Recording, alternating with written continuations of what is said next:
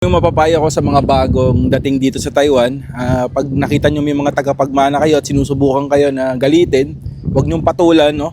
Isipin nyo agad yung pinaghirapan nyo sa Pilipinas, paghihirap nyo sa pag-apply, yung ginastos nyo sa pag-apply. Punta kayo dito sa Taiwan para magtrabaho, hindi para rin pakialaman yung mga tagapagmana, no? Hayaan nyo sila, buhay nila yan kung kayo pinag-iinitan. Pag binato ka ng bato, batoy mo ng tinapay, no?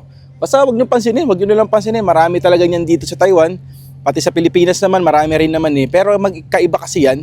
So utak ang labanan dito, diskarte ang labanan dito. Kung kayo pinag-iinitan ng mga tagapagmana, huwag nyong patulan. Hayaan nyo sila mauna. Basta dito, huwag kang dadampi sa muka. Tandaan nyo yan. Pagiging factory worker, sinasamahan lagi ng pag-iinit ng ulo. Tandaan nyo yan. Lagi kayong magpakumbaba palagi. Lagi kayong makisama. Pero pag dinampian kayo, yun, ibang usapan na yun. Basta pumunta kayo dito para sa trabaho, para sa pamilya nyo, para makaahon kayo sa kahirapan. Pero pag pinatulan nyo yung mga tagapagmana, ay wala nang ano yun. Kasi lugi kayo dyan. Unang-una, pagka pinatulan nyo yung mga tagapagmana, mga matatagal na yan, yung mga Pinoy dito, nakapag-invest na sila, nakaipon na sila kahit maraming utang yung mga yan. Okay na yan. Pero kayo, dahil bago pa lang kayo, syempre, wala pa kayo, nagbabayad pa kayo ng utang ng mga lending, lalo yung mga placement fee. Sobrang hirap niyan. Kaya dapat, mapapayo ko sa inyo, huwag niyong patulan yung mga tagapagmana. Magtrabaho kayo, mag-focus kayo sa trabaho.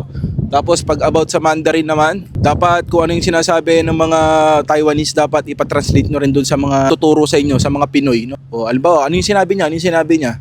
So yun lang, para dun sa mga bagong dating dito sa Taiwan, wag niyong papatulan yung mga mayayabang na Pinoy dahil marami dito. Kumbaga sa paano na ako patapos na ako O gusto ko lang talaga mabigyan kayo ng magandang advice para sa inyo. Wag niyong patulan yung mga tagapagmana. Marami dito mga Pilipino, mga mayayabang, pero bound naman sa utang. Basta tandaan nyo, nagpunta kayo dito para sa trabaho. Huwag niyong pansinin yung mga yan. About doon sa naman, sa mga Taiwanese na masasama ugali, no? Marami talaga yan, pero ika nga, yun talaga yung una niyong pakikisamahan.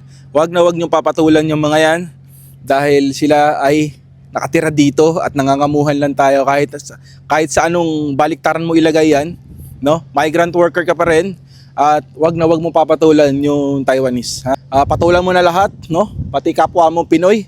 Ganun naman talaga, pero wag lang ang mga Taiwanese kasi kaya kanya ipa-deport anytime, tapos peperahan ka pa dahil nga may insurance dito.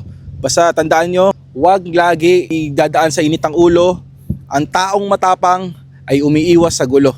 Kaya rin pala ako naglabas ng ganitong video kasi baka mamaya sa mga susunod na, alam mo ilang buwan, umuwi na ako ng Pilipinas, mag-for good na ako. Kaya yun, naglalabas ako ng ganitong video para advice sa mga bago, doon sa mga matatagal na dito sa Taiwan, no?